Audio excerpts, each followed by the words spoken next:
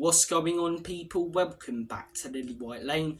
To answer that question straight away, sod all is going on when it comes to Tottenham Hotspur in this summer transfer window so far. Tottenham Hotspur dilly-dallying and dicking around for no reason whatsoever. We sold Harry Kane a year ago, we still haven't got in a replacement, and all we're hearing every day is buzzwords about Toney and Solanke. Spurs are set to accelerate in their hunt for a new striker. Tottenham Hotspur are monitoring the situation of both Dominic Solanke and Ivan Toney. Spurs are very interested in both concrete interest in both players. Tottenham are checking the situations of both players. Tottenham are checking what Ivan Toney could bring to the club, checking what Dominic Solanke could bring to the club. We're checking more than Dustin bloody Poirier in his third fight against Conor McGregor. Stop checking. Just bring one of them in. We sold Harry Kane a year ago. We still haven't got a replacement striker in. And I can't be doing with another season of pitching up top. I really can't. And everyone's all buzzing today because he's turned down Saudi Arabia. Why? He's a pretty bang average player. 70 million those Saudis would have given to us.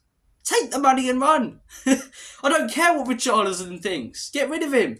Get better players in. He's not that good. He's overrated. Let's not be sentimental because he does, a funny dance and says he cares about Spurs. I care about Spurs. Bob down at Sunday League cares about Spurs. Stephen Hawking's football boots care about Spurs. Don't mean I want him playing for the club. Honestly, this summer transfer window has been an absolute pile of pygmy hippo shite.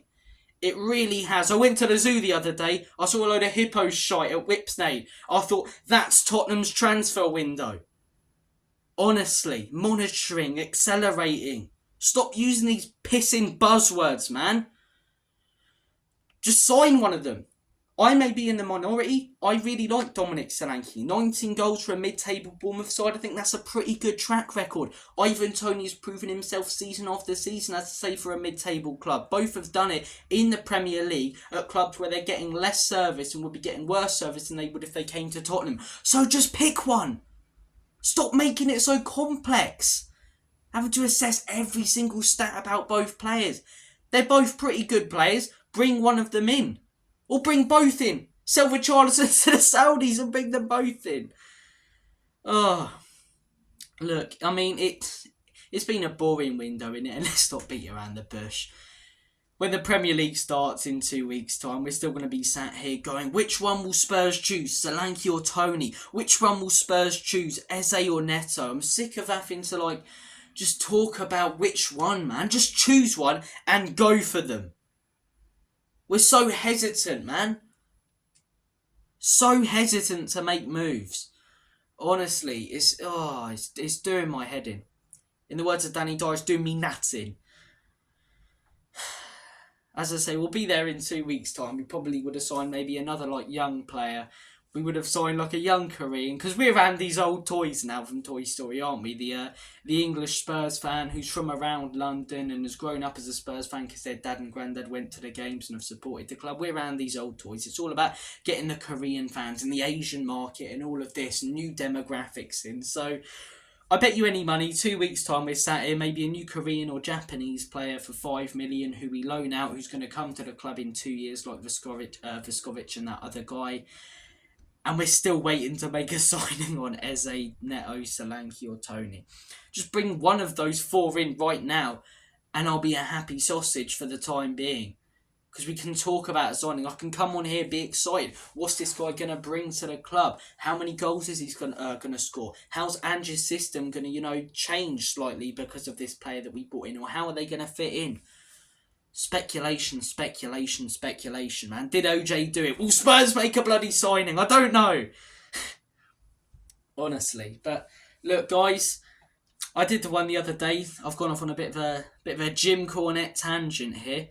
But the other day, as I say, I did one on Neto or Eze. I wanted to hear your guys' comments. As I say, I got caught up in a wrestling chat because I do like my wrestling. I do like my grap. So, look, in today's video, as I say, comment down below your thoughts. Solanke or Ivan Toney, which one would you prefer at Tottenham Hotspur? Eze or Neto, which one would you prefer at Tottenham Hotspur? Luigi or Mario? Del Boy or Rodney? Make your choice.